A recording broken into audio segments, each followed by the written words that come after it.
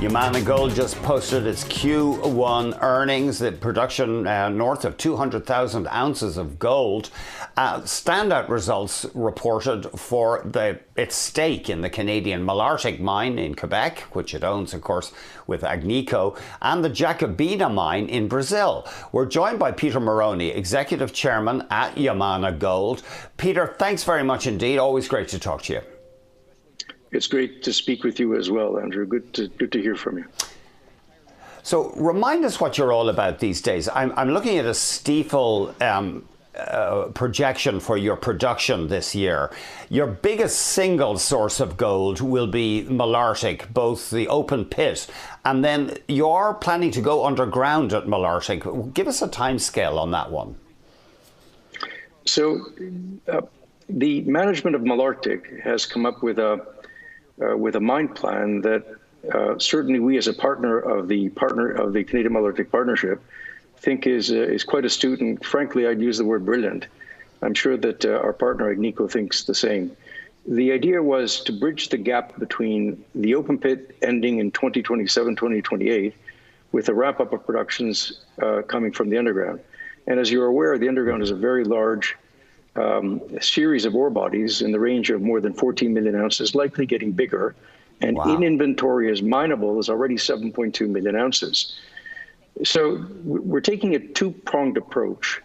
We're excavating into the upper ore bodies with a ramp, and we're in construction on a shaft that would go into the lower, higher grade ore bodies where most of the ore that would be mined is.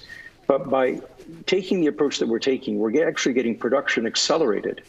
So that production begins in 2023, not 2027, 28, when the open pit comes to the end of its mine life, but by 2023. And in that period from 23 to 27, more than 930,000 ounces of production from the underground is produced.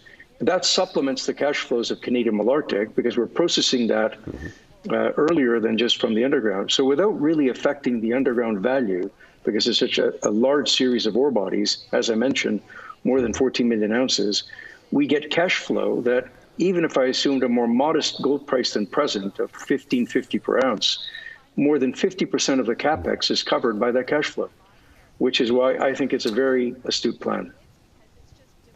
Now, Stifel, I'm looking at what was the time frame there? Because Stifel is talking about in 2023, both Malartic above ground and underground would be production to you of almost 400,000 ounces. That's 2023. Does that sound about accurate? It's more or less accurate. So the answer is yes. We're getting supplemental production coming from higher grade ore beginning in 2023. So if we look at our take of that production, that would be more than a range of between 350 and 400,000 ounces per year, beginning at that point in time. So we're getting more production than we would get from the open pit because we're supplementing some of the open pit production with higher grade ore coming from underground. And as I mentioned, if I looked at the time frame from 23 to 27, when the underground from the shaft begins operations, we're getting more than 130,000 ounces, and that 130,000 ounces at a $1,550 gold price accounts for more than 50% of the capex for the underground development, which is a good plan. Now, it looks as though, I'm working off Stifel again here, you could, you I believe had production of just under 1 million ounces last year, about 900,000, but you could go, for Yamana as a whole, above 1 million ounces this year.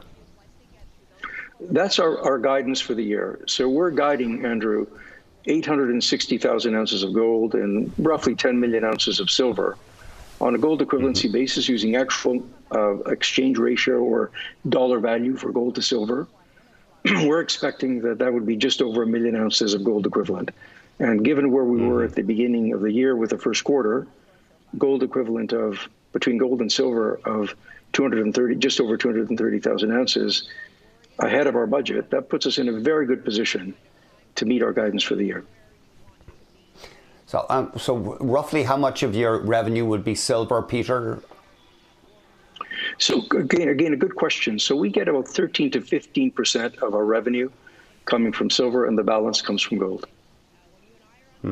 Is that a lot compared to, you may not have this figure to hand, Peter, but is that a lot for a million ounce producer, say, compared to a Barrick or a Newmont? Is that a big silver weighting?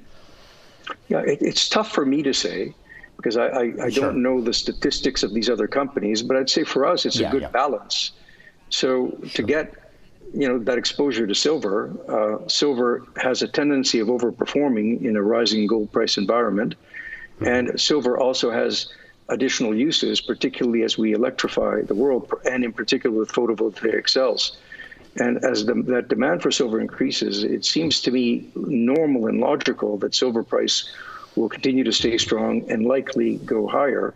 And so we're nicely levered to silver. In any given year, between this year and the next 2 years, we expect to produce between 8 million and 10 million ounces of silver on that platform of 860,000 to 880,000 ounces of gold.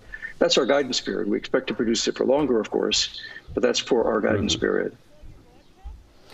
Now, your biggest single asset is Jacobina. It's about a third of your net asset value, according to some analysts. I know there's different ways of calculating it, but Brazil was hard hit by COVID. Have your operations at Jacobina been disrupted?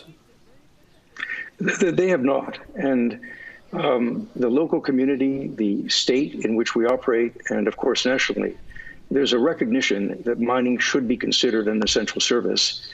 And I think there's a good quid pro quo between what a mining company does, such as ourselves, and what the governmental bodies and the communities need. Personal protective equipment, medical equipments and supplies, the availability of doctors and nurses. And interestingly, from a mining point of view, we not only provide that, but remember, mines have medical facilities at site. We already provide for distancing. Normally, you don't have two people working a machine or being in a truck as it's hauling ore. So we're already doing many of the things that are required to be done and providing personal protective equipment to workers. And so it became very normal for local communities, state and provincial governments and national governments to say, why would we want to impose restrictions when they're doing what they're required to do, and they can help local communities with excess requirements of medical equipment, supplies, personal protective equipment, et cetera. So we don't see any risk of disruption, and we're doing what I think is an admirable job of ensuring that we're protecting our workers and our local communities' health and safety.